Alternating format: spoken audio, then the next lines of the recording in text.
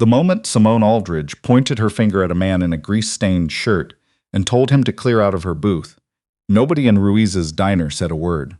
In a town the size of Delwood, you knew which names carried weight. Aldridge Commercial Development had already bought out 2 blocks on the north side of Main Street, and everybody knew the diner was next on the list. But sitting 3 tables back, folding his napkin with the unhurried precision of a man who had spent 40 years reading rooms for a living, a retired federal judge was already reaching for his phone. What he did next changed Delwood in ways that took months to see clearly. Silas Merritt had been coming to Ruiz's every other Friday since before his wife died. Back then it had been the 3 of them, Silas, Kay, and Fern, squeezed into the corner booth by the window, the one with the vinyl seat patched on one side with electrical tape, and still somehow the most comfortable spot in the building.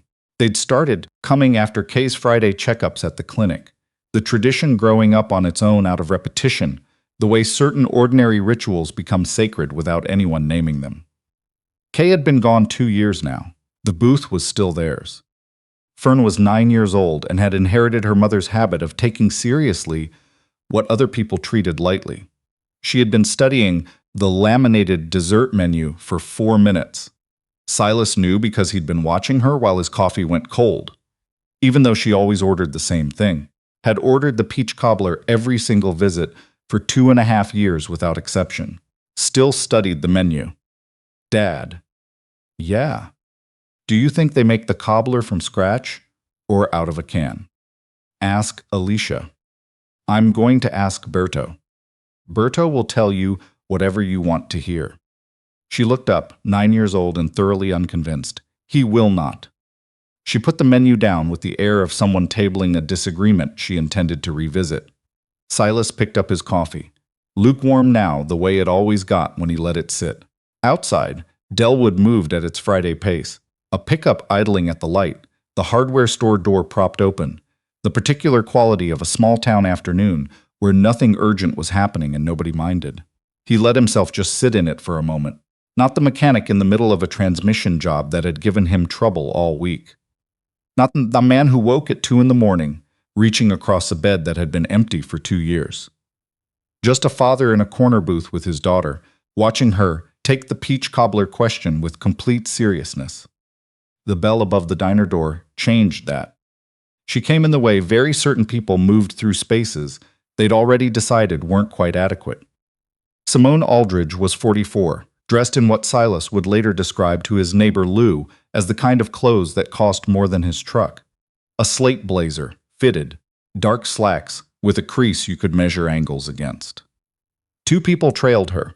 A younger woman holding a tablet and wearing the expression of someone who had made herself professionally invisible, and a man in a fitted jacket who stood near the entrance and scanned the room with trained eyes. Simone herself didn't scan. She assessed. Her gaze moved across Ruiz's the way you looked at a property you were about to bid on, cataloging what would need to change. Her eyes landed on the corner booth. Alicia stepped out from behind the counter. Hey, welcome. Just so you know, we've got about a 15-minute wait on tables right now. That one's fine. Simone was already moving. Her voice was pleasant, which was the thing that put Silas on alert before anything else did. There was a particular pleasantness that wasn't warmth.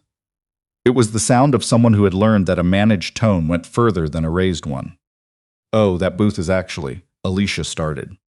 It's fine. Simone stopped at the edge of the table. She looked down at Silas and Fern the way you looked at a car parked in a spot you needed. Then at Silas specifically, an automatic appraisal, quick and thorough. The gray Henley with the faint grease stain at the collar, the hands around the coffee mug, the knuckles that hadn't quite come clean despite 4 minutes of scrubbing before he'd left the garage. I need this table. Silas set down the mug. We're still here. I can see that. The pleasant tone didn't waver. How long? We just ordered. A pause. Something shifted in her expression without reaching her face. I have a working lunch with 3 people in 20 minutes. This is the only table with adequate light and enough space. She glanced at the room the way you glanced at a problem you'd already solved. I'll cover your check and a little extra for the inconvenience. Fern had gone still across the table. She hadn't put the menu down. She was holding it. We're good, Silas said. The pleasant tone came apart at its edges, just slightly. I don't think you're understanding me. I understood you. She looked at him with the particular quality of someone recalibrating, deciding which version of this conversation to have. Do you know who I am? I know your signs, Silas said, north side of Maine. Something moved across her face. Then you understand that when I need something in this town, there is a good table by the register. Berto Ruiz had come out from behind the counter, wiping his hands on a dish towel. He was a big man who had been cooking in this diner for 23 years and spoke with the careful exactness of someone who chose words the way he chose ingredients. That booth is saved, has been saved for 3 years. Simone looked at him the way she'd looked at Silas, the same 4-second appraisal. Then back to Silas. Something had moved deeper in her eyes. What do you do? The question wasn't curious. It was something else. Fix cars. Here in Delwood. Not quite a question. That's right. She tilted her head slightly and dropped her voice to something only the nearest 2 tables could catch. Let me be direct with you, because I think direct is kinder. Whatever this booth means to you, this place, this town, is it worth what it's going to cost you to sit here and tell me no? Because I own the building your garage is probably in. I own the block it sits on. A brief pause. I would hate for a misunderstanding over a corner table to become a real problem for someone just trying to run a small business. The diner was quiet. Not dramatically, just the particular silence of people who have stopped pretending not to listen. Silas looked at her. He was 38 years old and had spent 12 years in Detroit reading engineering reports, fatigue analyses, stress tests on materials that were going to fail. He had learned to identify the breaking point before it happened. He could see it now in the controlled pleasantness of Simone Aldridge's expression, the precise line where management ended and threat began. But what he looked at last was Fern. She had put the menu down.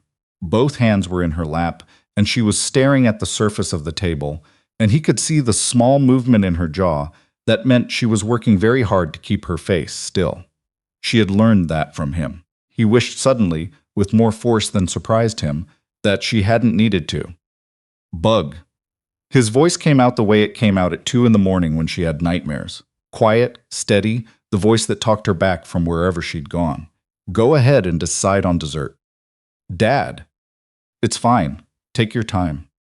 He looked back at Simone. Something had settled in him in the way things settled after a decision was made rather than before it.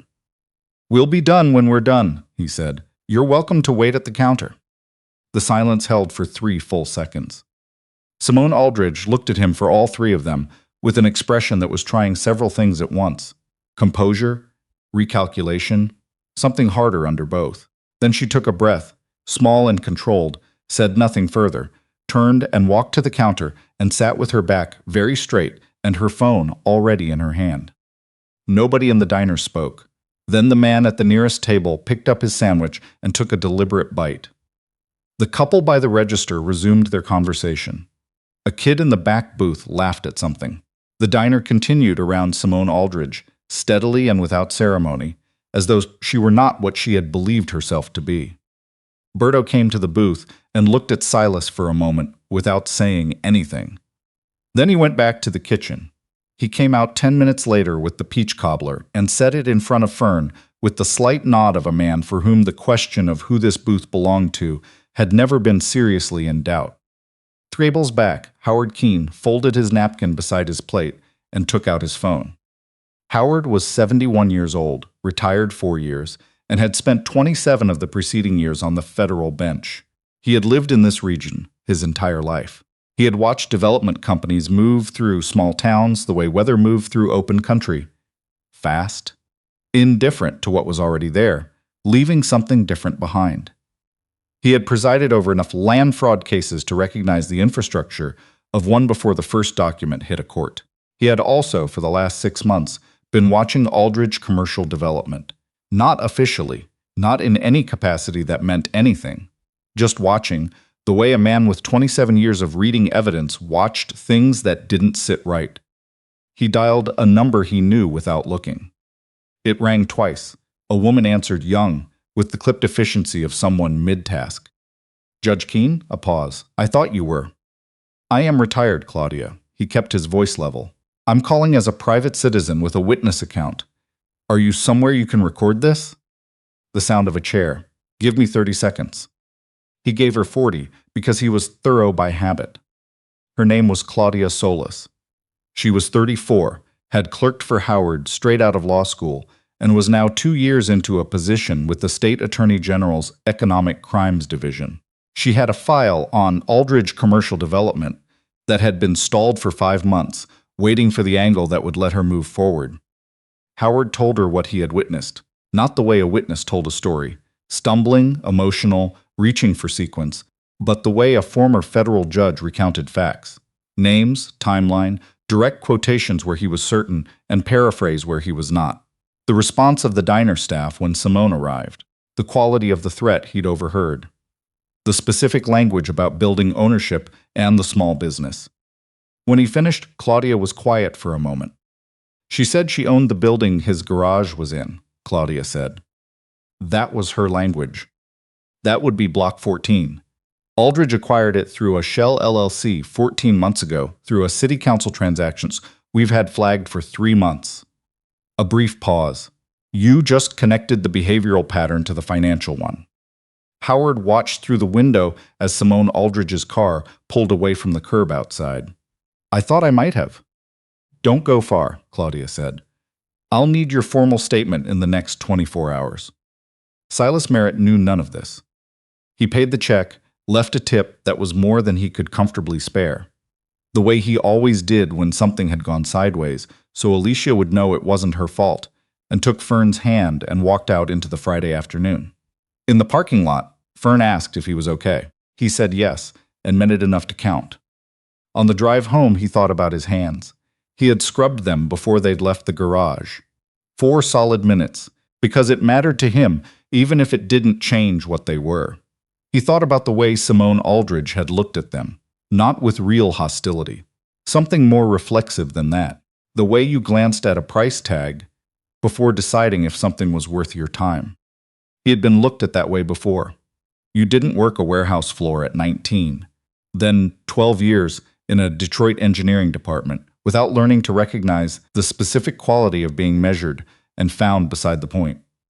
He had made his peace with it, or thought he had. What he had not made peace with was Fern seeing it. That was what stayed with him on the drive, not himself, her. Fern, for her part, finished her cobbler from a takeout bag Berto had quietly sent along with them, declared it definitively made from scratch, and spent the 40 minutes home explaining why wolves were more interesting than bears. Not more dangerous, she clarified. Interesting. There was a distinction she was drawing. He got home, made dinner, helped her with long division she claimed was unfair. He was fine. 3 days later, his neighbor Lou texted, "Word is the AG's looking at Aldridge's Block 14 deal." Something about the acquisition process. You hear anything about that? Silas read it twice, put the phone in his back pocket, and went back to the transmission. The investigation did not move fast. That was not how these things worked, and Claudia Solis had spent 2 years learning to treat patience as a strategy rather than a personal failing. What Howard Keene had given her was not the case. It was the angle. The specific way Simone Aldridge had connected her property ownership to a direct threat in a public setting, in front of witnesses, linked the behavioral pattern to the financial transaction in a way that would hold. It gave her somewhere to push. Over the following 8 weeks, 3 people came forward who hadn't before.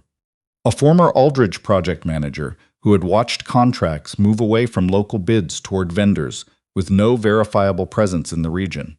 A city planner who had been quietly reassigned off the Block 14 review committee after raising questions about the appraisal process.